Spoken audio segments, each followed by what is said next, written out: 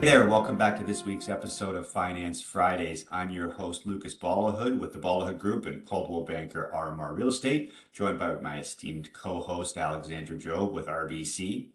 Alex, how are things in your world going this week? Good. It's been busy. It's Wednesday now. I know you'll be posting on Friday, but the week's sort of flying by. We're running today, right? We are running by the seat of our pants. Our hair is on fire. It's been a very active past couple of weeks here. I think even as I imagine the number of applications and whatnot coming across your desk and the people you're meeting with right now, it's been picking up quite a bit. Whether they were buyers we've had on the fence for a little while or back out shopping again, or even some new ones that have contacted us that need some assistance. We're seeing a lot more activity on the buyer side of things, which is only good for a good thing for home sellers right now. Is obviously the market is picked back up and it looks like it's going to continue trending in that direction. Mm. Yeah, but overall lately, what have you got, like in the personal world? What have you got up to? Anything fun? Working on some gardening, considering this spring market. So that's a new adventure for me this year. Besides that, I've been sort of glued to my desk.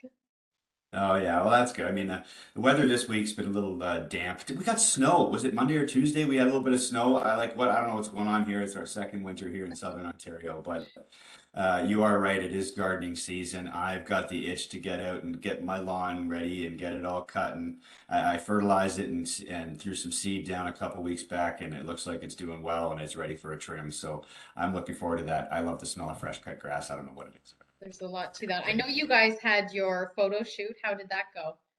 Our Mother's Day photo shoot. Yeah, actually, that was awesome. We had some families and moms and kids come out for a Mother's Day photo shoot. Essentially, we just want to show people that of course we care and that family's really important to us and moms are as you are. Moms are the ones that keep the glue that keeps the family together, and we want to make sure we did something special for mom this year It's really because nice. I certainly couldn't go day to day without my wife, who's the mother of my kids, and we want to make sure that those moms feel extra special on Mother's Day. So we had them out to a facility in downtown Bowmanville called the Park Co-working, which is a Yeah. really cool place. Had some nice lighting and set up in there, so our photographer was able to do her thing, and I think I think all the kids that were there as well had some fun with it too, and it was great to catch up with those clients that we hadn't seen in a little while. So it was a great weekend, although it was rainy, but we had a good time. Fun. And Yeah. how's the market? What are you finding? What's happening in April versus March, and what kind of trends are you seeing right now? You know what? I think we're going to be similar, like close to on par with where we were in March. It's the Okay. 26th today that we're recording. So I was counting as I got to my desk today, and we had over 730 firm sales, another 90 or so that were conditional. And last month we had 864 sales altogether. So we're trending to be right on par, somewhere in that near 900 sale mark, and our listing numbers are around 1,300, which is where we were in March as well. I think we will see a bit of an increase in the average sale price and list to sale price ratio that we're probably trending to be a little bit higher than we were this past month, but that's just really related to demand. I think we've seen, as I talked about when we kicked this off here, there's a lot more buyers back out in the market again, and that are willing to put in offers even though they're in competition. So people are seem to be back out and looking to make some moves, which is a good sign for those, as I said, those that are thinking of selling their home this year, that stand to get some pretty good value for it. So when you say they're going to get good value for it and there's a lot of demand, there's buyers entering the market that have maybe been sitting on the sidelines, does that mean that we are in a seller's market? You know what? I think we were definitely back in one again. Like Yeah. generally speaking, and all the folks that have more experience than I in this industry have always said like 3 months of inventory, which is the essentially the number of listings we have currently on the market plus those that have just entered it divided by the number of sales. That's sort of what our monthly inventory number is, and the amount of time it's going to take for all those homes to sell without anything new coming on the market is essentially what that is measuring. And when we've got 3 months of inventory or less, it's more of in a seller's market. However, that's in a typical world, or generally speaking. But I think over the last 3 years, seller's market has been something that's less than 2 months, 1.5 months of inventory. We've seen a lot more because again, as things were quiet, we were over the 2 months of inventory mark at the start of the year here, and then since February's announcements at the Bank of Canada that they're holding, it's really picked up again. Mhm. So I've been tracking and just monitoring the absorption rates, so the number of homes that hit the market versus the number of sales. Yeah. And at the end of the year, we were under 50% as an absorption rate overall. And now we're back up over 60, almost into 70%. So Wow. that's showing us that the demand from buyers is really is rebounded. And when we're seeing so many, if you get a chance, if your home's priced properly and presented properly, things we talk about all the time, if it's a premium property or a property that someone is going to find valuable and it's priced right, it's going to sell. So that's something I think we've noticed, I and love we are in that. that seller's market again. I love that you have that knowledge because you can guide your client, whether they're listing their house, as to what to expect, or that buyer. And I do deal with the people that are selling too, but from a buyer's perspective, I wanted to get your input as to how they can put their best foot forward. How can they be best prepared when they're coming into a market like this spring market, hot, heavy, and competitive? What can they do? How can they be better prepared and present their best offer, but not overpay either? Like, what would you advise? How would you advise a client? Well, I have a general rule of thumb when you're in competition, and that's have a number in mind that you'd be willing to buy it for. But once you get beyond that number, you're essentially comfortable with someone else taking the property off your Yeah, hands. It's right. sort of that line of buyer's remorse first. We just like, did we overpay? Did we not pay enough because I really wanted it? Mm. So I think people when they're viewing the home need to have a number in mind that they're looking at. It's like I don't think this is I would be comfortable paying more than this number, but once we get beyond that, they take it, kind of thing. Okay. That's sort of like a general rule is to have in the back of their mind. But what Mm. I think is far more important is what we describe as becoming a five-star buyer. Okay. And that includes there's five variables to that. And one of them actually starts with you. That's getting your pre-approval in place with your lender, right? So, what we saw or what we experienced the past 3 years with winning competition, sellers wanted to see a copy of your pre-approval from your bank. So Yeah. if you're going in thinking that you can, that you can just offer conditional on financing it for 7 days or however long you think your bank needs, they're looking for that pre-approval right up front. So they know, they've got an idea of what it is that you're able to afford, right? And Luke, just You're as not you're gonna. mentioning that for the pre-approval, just so the viewers know, like, it doesn't take long to do that unless you have a unique situation where you've got rental properties and things where we've got to dig into your tax return and have more to load. It's really, 24, 48 hours should be where we can get our clients pre-approved.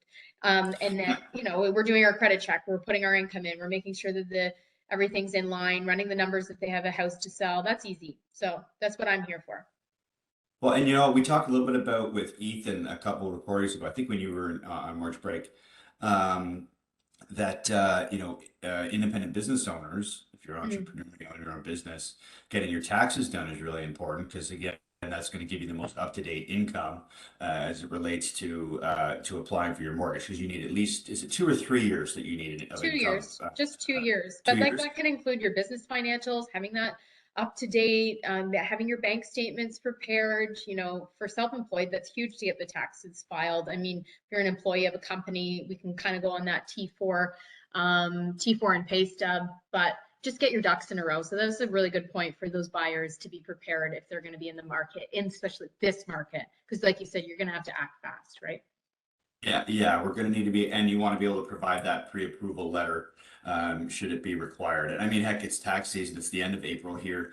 Our federal government is all over the place. There's a strike going on Yeah. there, so we'll see if they push back those April 30th filing deadlines. But that's so we are in tax season. It's an important consideration when Mhm. we're applying for a mortgage. But the second star of this five-star buyer technique would be to have a healthy deposit, right? In our industry, we typically recommend 5% of the purchase price as a down payment, or as a deposit, excuse me, not a down payment. But if you've got access to additional funds that you can put in addition to that 5% rule, then that only strengthens your offer. You know, that deposit is like a reflection of your commitment level to purchasing the property in the eye of the seller. You know, just to put the words out there, bigger is better in that case, is a strength, or it shows strength to your offer. So if you can access those funds, that's a way that you can help strengthen and improve the presentation of the offer. Good. The third thing is like we talked about, is just its willingness to compete, because we have to understand that there's you know, just like you can never ask a stupid question. There's always someone else, you put your hand up, that's probably got that same question. There's probably 5 other people, 10 other groups that are going to view that same house you're looking at, Right. that are willing to offer on that property. So you need to understand that there are going to be other people bidding and you're willing to compete. There are those who are comfortable with that situation, and that's okay. But if you're trying to be a 5-star buyer in this market right now, and your motivation is you know, trying to secure a property as soon as you can, you know, within that 90-day or 120-day commitment period that the bank has given you with that mortgage pre-approval, that you need to be willing to compete, because that's just the way the market is working right now. Smart. Right. The fourth one is being prepared to move quickly.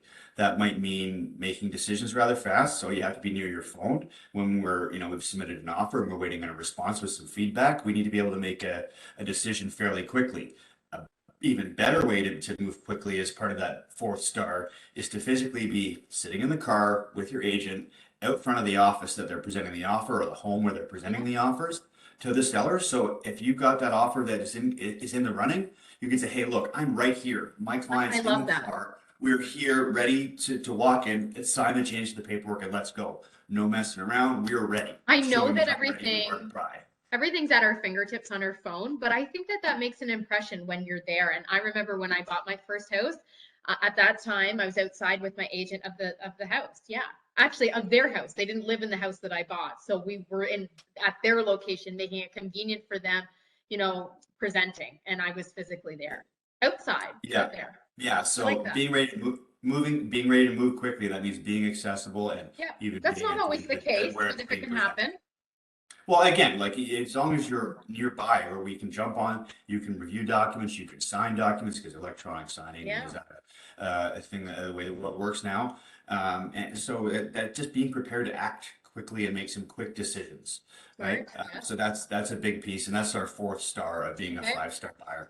And the last one is just understanding. Yeah, 5. Yeah, star 5 is just understanding the market.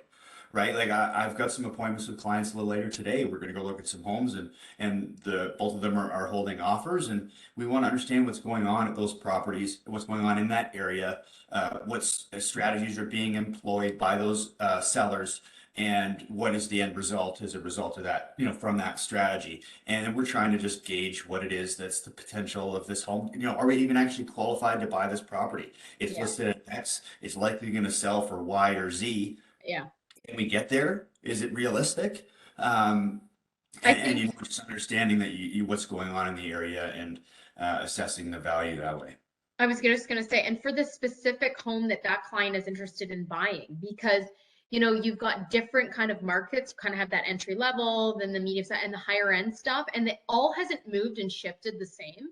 I think you're looking at, you know, maybe a price decrease in that higher end stuff, but maybe that house that your client's looking at that was 600 is still worth that. Maybe it hasn't come down in value and they will still have to pay more. So you need to be specific with your real estate agent about what you're after, the type of house that you're looking at. Exactly. And you know, because what is it, 95% of home buyers start their search online. So as they're cruising through their phone on their iPad on realtor.ca or however they're looking at it, you know, this home, what a great deal. This house it's bigger than mine, it's this and that, and I love this property. It's listed at $799. Let's go take a look. And we get there and there's an offer presentation and it sells for $1 million. Mhm. right? So you need to And know. we've only got approval up to 9 or something like that, right? Or whatever it is. So, you know, the sticker price isn't always really it's a hook, right? So it's listed for isn't necessarily what it's going to sell for. However, you know, when in this environment where inventory is a little tighter, one thing buyers should be looking for is homes that have been sitting on the market for a lot, you know, for a little longer than what's going on generally in the area. So like right now, the average time on market's around 2 weeks. If someone's looking for a property and they don't want to be in competition, they should look at something that's been on the market for a little while. Right. That might be an indication that there's, you know, and there's a whole host of reasons why Some the home hurdle. might be taking longer to sell. And we don't need to Yeah. go into that discussion today. But that's an opportunity there maybe where they're not getting the activity through the door. And there might be an opportunity, not to say you'd get a deal, but you don't have to and be in multiple offers as you would be on the ones that are unlisted and waiting for everyone to come rush through the door and then show them the money. You know, Yeah. what's the movie now? I'm forgetting it. Tom Cruise. Doesn't matter. Show me Anyways, the money one. Yes. Jerry yeah, Maguire. I was gonna say, pardon me? Jerry Maguire. I was gonna say Moneyball for a second. I'm like, no, that's the wrong handsome actor. But like that's really what you know where we're going there.